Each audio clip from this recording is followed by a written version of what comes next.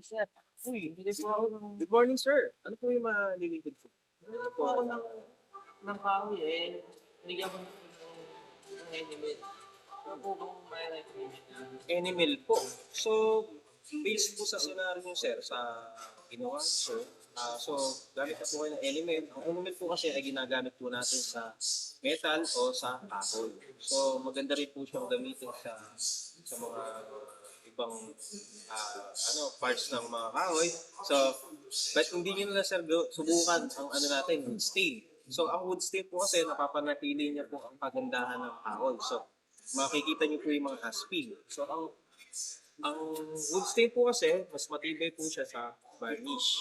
Ang varnish po kasi, sir, nag-i-stay lang po siya sa pinakaibabaw po ng kahoy.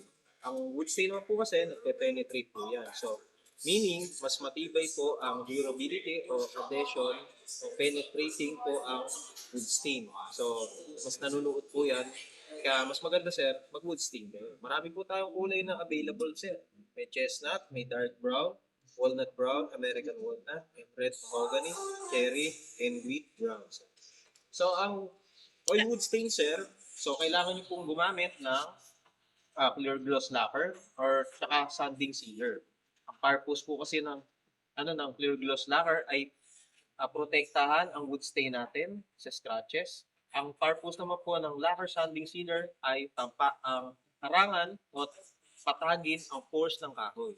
So yan po. Kung ang kahoy nyo naman po, sir, ay may mga patsi-patsi, so kailangan po nating dumaan po sa proseso ng paglilinis. So sanding po ang tawag doon, sir.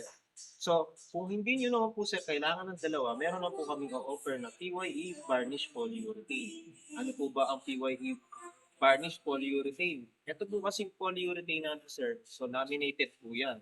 So 2-in-1 action na po siya. So may top coat na po siya at may sanding sealer na po. So parang pinagsama na po siya sa isa. 2-in-1 na po yan, sir. So no need na kayong gumamit ng clear gloss or lacquer sanding sealer. So kondago na po tayo masasalagay niyo. So ang